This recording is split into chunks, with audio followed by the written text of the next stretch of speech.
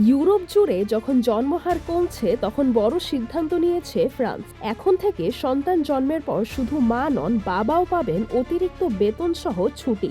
লক্ষ্য একটাই, জন্মহার বাড়ানো এবং পরিবার গঠনে উৎসাহ দেওয়া। ফ্রান্স সরকার ঘোষণা দিয়েছে বিদ্যমান মাতৃত্ব ও পিতৃত্বকালীন ছুটির পাশাপাশি মা বাবা অতিরিক্ত আরও 1 থেকে 2 মাসের ছুটি নিজেদের মধ্যে ভাগ করে নিতে পারবেন।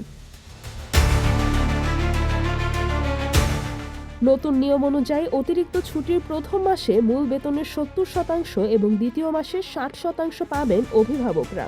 এই সুবিধা চলতি বছরের 1 জানুয়ারি বা তার পরে জন্ম নেওয়া শিশুদের বাবা মায়ের জন্য প্রযোজ্য হবে। এমনকি দত্তক নেওয়া অভিভাবকরাও এই সুবিধা পাবেন।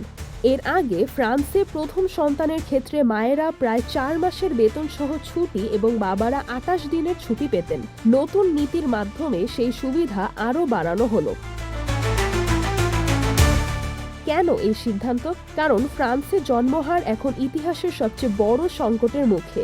জাতীয় পরিসংখ্যান ইনস্টিটিউটের তথ্য বলছে, গত বছর দ্বিতীয় বিশ্বযুদ্ধের পর প্রথমবারের মতো দেশে মৃত্যুর সংখ্যা জন্মের সংখ্যাকে ছাড়িয়ে গেছে।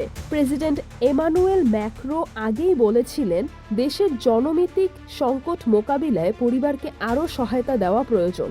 সেই পরিকল্পনার অংশ হিসেবেই চালু হলো এই নতুন বেতনসহ ছুটি।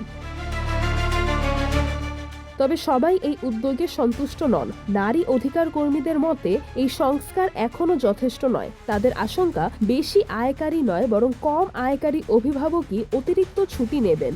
ফলে কর্মক্ষেত্রে নারী পুরুষের সমতা বাড়াতে এই নীতি খুব বেশি কার্যকর নাও হতে পারে। তবুও জনসংখ্যা সংকট মোকাবিলায় ফ্রান্সের এই পদক্ষেপ এখন ইউরোপ জুড়ে আলোচনার কেন্দ্রবিন্দুতে পরিণত হয়েছে।